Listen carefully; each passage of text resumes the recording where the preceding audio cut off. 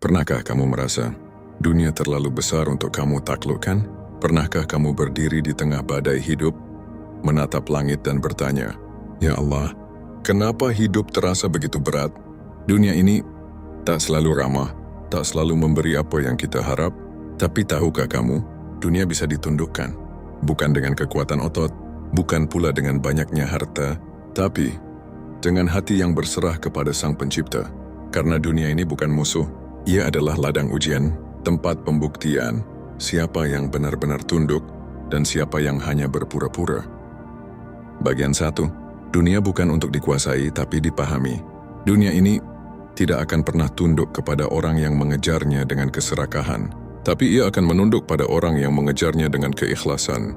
Satu persatu, kita melihat orang-orang besar tumbang karena kelelahan mengejar dunia.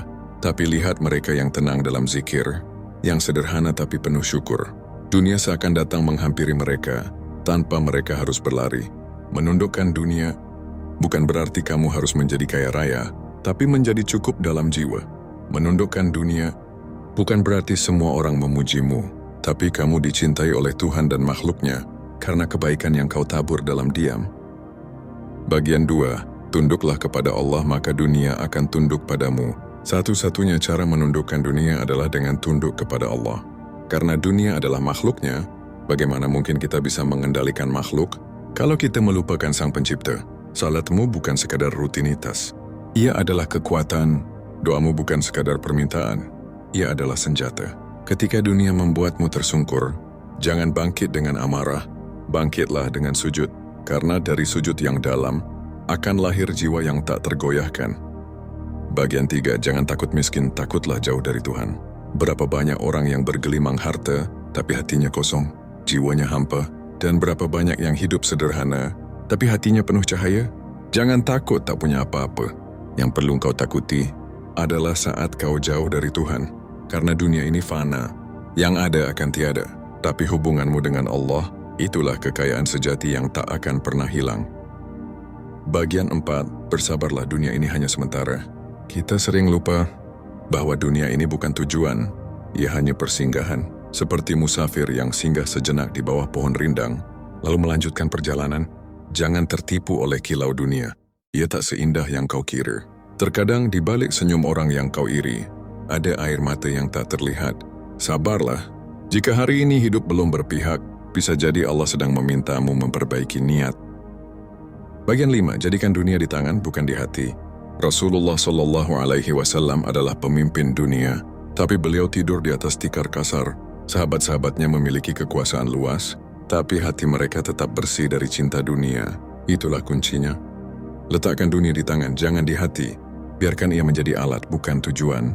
Kau bisa punya rumah mewah, tapi jangan biarkan hatimu terikat padanya. Kau boleh sukses dalam karir, tapi jangan lupakan waktu untuk bersimpuh kepadanya. Bagian 6, hidupmu milik Allah, bukan milik dunia. Kita ini hamba, bukan raja.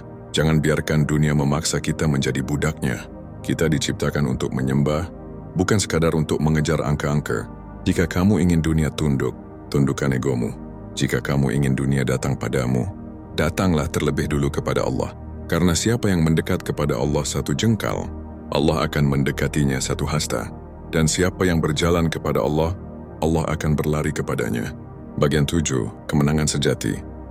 Bukan di dunia tapi di akhirat. Menang di dunia bisa membuatmu dikenal, tapi menang di akhirat akan membuatmu abadi dalam kenikmatan. Menundukkan dunia berarti kamu sadar bahwa dunia bukan segalanya. Apa gunanya harta jika hatimu miskin dari keimanan? Apa gunanya kekuasaan jika jiwamu jauh dari Allah? Penutup, jalan pulang adalah tunduk. Wahai jiwa yang sedang berjuang, tenanglah. Kamu tak harus menaklukkan dunia dengan tanganmu, tapi dengan hatimu. Tunduklah kepada Tuhanmu, ikhlaskan setiap langkahmu, kuatkan tekadmu untuk berjalan di jalannya. Maka kamu akan melihat dunia, perlahan-lahan akan tunduk padamu.